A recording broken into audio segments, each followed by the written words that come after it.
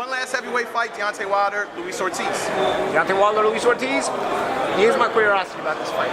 Ortiz has failed, what, 2 tests? Right? How many times? He failed against when he beat the African cruiserweight. What's his name? When he's the golden boy, right? Yeah. He got that. And then he failed another one. And then he failed the Wilder fight. Was it 3? Or was it Wilder the second one? I know 2 of them. I know of 2. Yeah. Okay. And how legitimately is his power? I mean, we know he's got the great Cuban background. We know he's got the great, skill set and whatnot. How legit is his power? Because the whole aura of Luis Ortiz is his power, but this guy constantly fails tests. He knocked out Brian Jennings like he walked like a hot knife through butter. Brian Jennings is a good fighter. If you fail twice, you're not failing every time you fail. You're cheating, bro. You know what I mean? You just got caught twice. The odds are, if you got caught, you probably did it other times too. How legitimate is his power when this guy's clean? We're gonna find out. We're gonna find out March 3rd. You hope that everything goes smoothly. I want to root for Ortiz as far as him getting there, because I know he's got a sick daughter. I want him to make money. I want them to have a great fight. But I also feel for Wilder, bro. You feel frustrated for Wilder. He's trying his best to keep a clean sport, paying for extra drug testing for him and his opponents, so that to the point where nobody can cheat. And then he gets screwed. How? Because he constantly has to take a step back in these big fights because these guys are failing. So you're losing promotability because now you're not partaking in these mega events because your opponents keep failing. Meantime, Joshua on the other side is in these mega events. You're not in these mega events, and you're probably thinking like, man, my star power cannot grow because I have to constantly fight backup opponents because my initial opponents are constantly failing tests. It's frustrating. It's frustrating. So frustrated as I get for Ortiz, and I feel for Ortiz in some ways. I feel even more for Wilder because honestly, Wilder's been doing it the right way. Paulie, always a pleasure. Do you want to make one last prediction? Who do you think Conor McGregor is going to fight when and if he eventually comes back?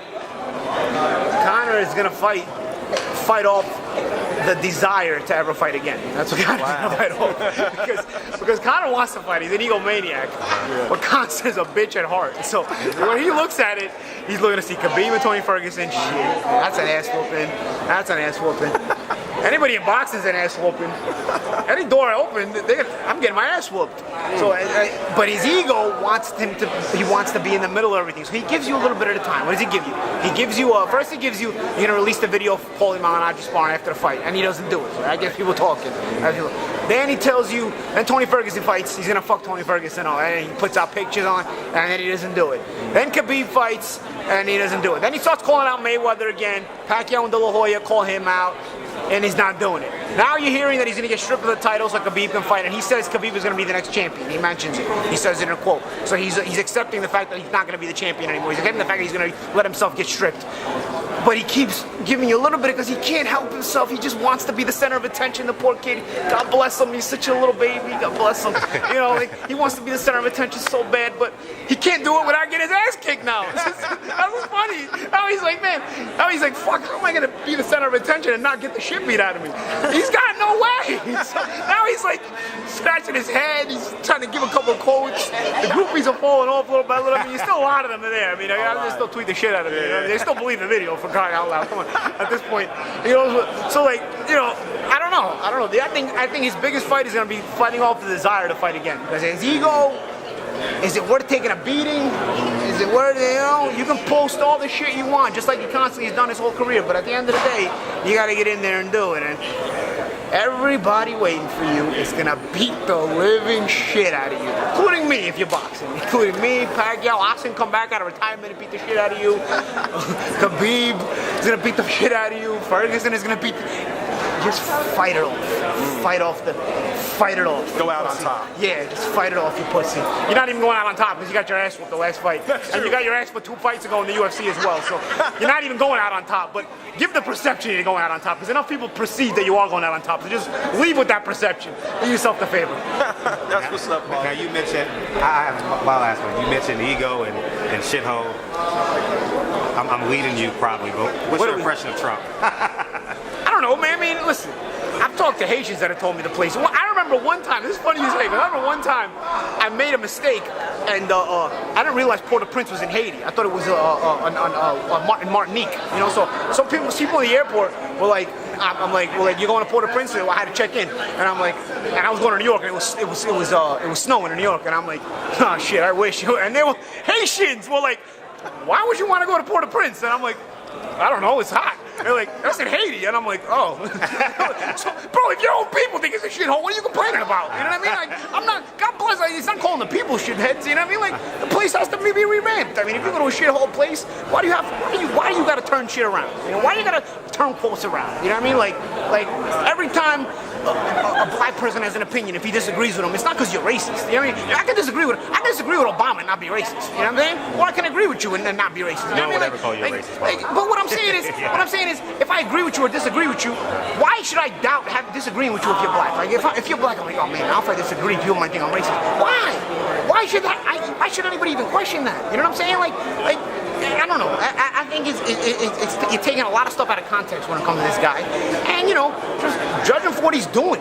You know, yeah, sure. Well, sometimes he does go ape shit. You know what I'm saying? And says a lot of dumb shit. I mean, bro, when the Belgian fucking train stations were bombed, Obama was dancing the mariachi in Argentina, and they asked him why did he stop? Why did he not stop at the party in Argentina and head back to the U.S. when they bombed all the train stations? And he said, because the terrorists are not going to stop our lifestyle. And they commended him. Well, if Trump was playing golf and somebody got bombed and he didn't leave the golf course, it would have shit all over him. But what I'm saying is, listen, let presidents be presidents and let their decisions, not these small little actions, judge them. You know what I mean? Because when you're judging small little actions, you're gonna end up taking situations where you're gonna take preferences. You know what I mean? You didn't criticize Obama for that, but you're gonna criticize Trump for playing golf. And bro, at the end of the day, I don't play golf, but I know a lot of people that do. A lot of people handle business on the golf course. You know what I mean? They don't play golf and just play golf. Like you're not playing soccer. You know what I mean? Where you're just sweating. Like people handle business on golf courses. I don't know. I don't play golf, so I can't for sure tell you. But I know a lot of business people make a lot of money and they handle business on the golf course. They talk business on the golf course. They handle business on the golf course. So I don't understand what this whole golf shit is either. You know what I mean? So what I'm saying is, judge it for what has happened. You know what I mean? The stock market's up. There's the African American unemployment is the lowest it's ever been in the time it's been recorded in American history since they started recording the numbers. You know what I'm saying? There's low unemployment overall. There's more jobs overall. And judge it for that, because I don't think every year is going to be positive. I don't think every year is going to be positive. You know what I mean? I think there's going to be some years that are going to be negative. I mean, if a guy has 4 straight years of positivity, I don't know any president that ever had that. You know what I mean? So if you can't praise him for the year he just had, shit, man, I don't even want to know what the fuck they're going to say about the guy if he fucks up. You know what I mean? If he fucks up for real, you know? So, I don't know. We'll see. We'll see how it goes. I don't have to say, I'm to say this. You don't have to be a cup of tea, but not everybody who has a power position at the corporate office is everyone's cup of tea, but you respect him if he gets the job done. You know what I'm saying? And that's it. Well, if he does get the job done, it's whatever. You know what I mean? I will admit, Obama had more swag. Cool. I mean, he has more swag. It makes him cool. But, you know, being president is not always about swag. Is it ever about swag? Listen, if your president has swag, it's cool. I mean, don't get me wrong, it's cool. But, you know, it's more about the way you handle the job than about swag. So yeah, maybe Trump doesn't have as much swag as Obama, but he's older. You know what I'm saying? What are you gonna do? Our generation, you know. But whatever, as long as he's getting the job done, that's what counts. Okay, guys. All right, we talk boxing, we talk politics. It's all good. All the time, Paul.